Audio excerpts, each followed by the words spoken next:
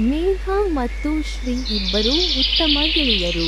ಮೇಘ ಒಂದು ಆನೆಯನ್ನು ಸಾಕಿದ್ದಳು. ಶ್ರೀ ಒಂದು ಸಿಂಹವನ್ನು ಸಾಕಿದ್ದಳು. ಒಂದು ದಿನ ಅವರು ತಮ್ಮ ಪ್ರಿಯ ಪ್ರಾಣಿಗಳ ಮೇಲೆ ಕುಳಿತು ಕಾಡಿಗೆ ಸವಾರಿ ಮಾಡೋಕೆ ಹೊರಟರು.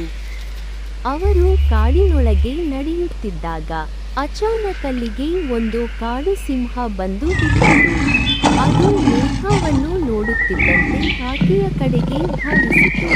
ಆದರೆ ಆಗ ಶ್ರೀಯ ಸಿಂಹ ಅದು ತನ್ನ ಸ್ನೇಹಿತೆಯನ್ನು ರಕ್ಷಿಸಲು ಕಾಡು ಸಿಂಹದ ಮುಂದೆ ನಿಂತಿತು. ಇಬ್ಬರು ಸಿಂಹಗಳ ನಡುವೆ ಭಾರೀ ಜಗಳವಾಯಿತು. ಅವತ್ತಲ್ಲದೆ ಮೇಘದ ಆನೆ ಕೂಡ ತನ್ನ ಧೈರ್ಯ ತೋರಿಸಿ ಜಗಳಕ್ಕೆ ಸೇರಿತು. ಆನೆ ಮತ್ತು ಶ್ರೀಯ ಸಿಂಹ ಮಿಲಿಯಾಗಿ ಕಾಡು ಸಿಂಹವನ್ನು ಹೊಡೆದು ಓಡಿಸಿದರು. ನಂತರ ನಾಲ್ವರು ಸ್ನೇಹಿತರು ಮತ್ತೆ ಖುಷಿಯಿಂದ ಕಾಡಿನಲ್ಲಿ ಸವಾರಿ ಮಾಡುತ್ತಾ ಮನೆಯತ್ತ ಹಿಂತಿರುಗಿದರು.